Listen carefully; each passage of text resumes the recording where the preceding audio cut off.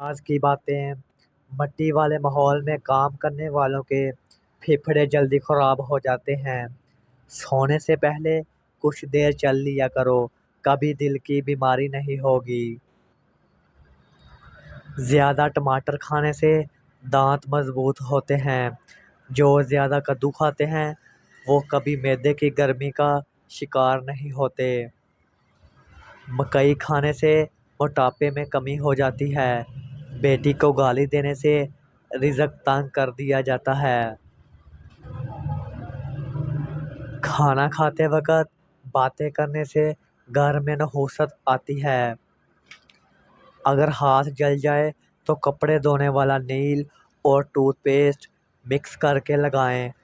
جلن بھی نہیں ہوگی اور داغ بھی نہیں رہے گا۔ غسل خانے سے نکلتے وقت پاؤں کو ٹھنڈے پانی سے دھو لیا کریں، سر درد نہیں ہوگا۔ کچی گاجر کھانا اور اس کا رس پینا آنکھوں کو قوت بخشتا ہے۔ اگر ٹیکے والی جگہ درد ہو تو برف سے ٹکور کریں۔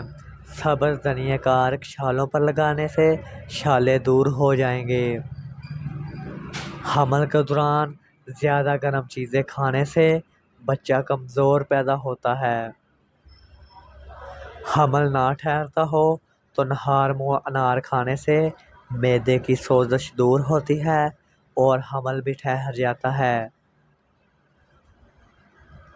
اگر عورت کو قابو کرنا چاہتے ہو تو عورت کی تعریف کرنا مت بھولیے۔